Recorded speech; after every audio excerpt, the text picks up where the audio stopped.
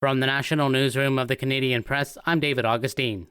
Air Transat and its pilots have reached a tentative deal, averting a strike. The travel company had begun canceling flights and winding down its operations ahead of the possible work stoppage affecting thousands of travelers. Neither the company nor the union have released details of the tentative agreement, but the pilots were aiming for better wages, job security, and quality of life after recent gains by pilots at Air Canada and WestJet.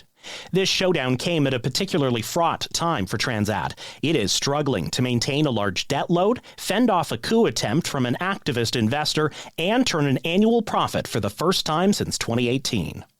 Jason White, The Canadian Press. Alberta's United Conservatives worked late to pass a bill that marks their fourth use of the Charter's notwithstanding clause. The legislation shields 3 existing laws targeting transgender citizens from court challenges. UCP members celebrated the vote while NDP MLAs opposed it and expressed dismay.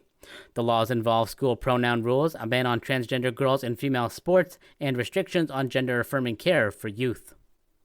The Bank of Canada is set to announce today its last interest rate decision of the year. Most economists expect the bank will leave the benchmark rate unchanged as economic trends improve. Jobs data out last week showed the unemployment rate dipped to 6.5% in November. Inflation has fallen, and the economy showed an unexpected 2.6% annualized jump for the third quarter. In the bank's October decision, it lowered rates by a quarter point to 2.25%. The U.S. Federal Reserve is also set to announce a rate decision today, though it's more likely the central bank will lower interest rates south of the border.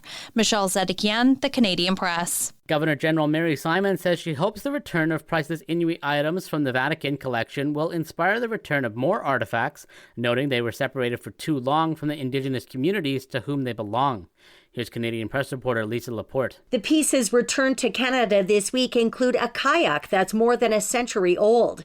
The artifacts were among thousands of items sent to Rome by Catholic missionaries for an exhibit organized in 1925 by Pope Pius XI. The artifacts are now being kept in a secure, temperature-controlled facility at the Canadian Museum of History in Gatineau, Quebec, while a group of Inuit advisors work to trace each artifact back to its community of origin.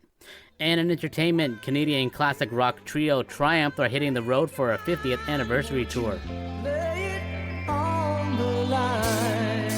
The Late on the Line Rockers say next year's outing would mark their first tour in 30 years. Rick Emmett, Mike Levine, and Gil Moore say their songs are meant to bring people together, and that's why they're returning to the stage. They have 10 Canadian stops, which include Sault Ste. Marie, Toronto, Hamilton, Halifax, Ottawa, Winnipeg, Edmonton, and Calgary.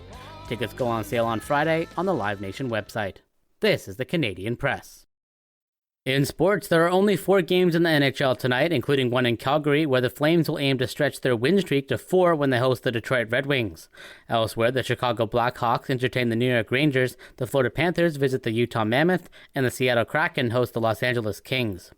Cale Makar scored a power play goal with 8 seconds left in the third period to force overtime in Nashville last night, but the league-leading Colorado Avalanche lost 4-3 in a shootout to the Predators. Jonathan Marchessault, Reed Schaefer, and Brady Shea scored for the Predators in regulation time. And the final 2 NBA Cup quarterfinal games are scheduled for tonight. The Oklahoma City Thunder host the Phoenix Suns, while the San Antonio Spurs visit the Los Angeles Lakers. Last night, the undermanned Toronto Raptors were eliminated 117-101 by the visiting New York Knicks in quarterfinal action, while the Orlando Magic knocked off the visiting Miami Heat 117-108. The Magic faced the Knicks in Saturday's semifinal in Las Vegas. From the Canadian Press, I'm David Augustine. Thanks for listening. Don't forget to follow and subscribe. For more of today's top stories, visit thecanadianpressnews.ca.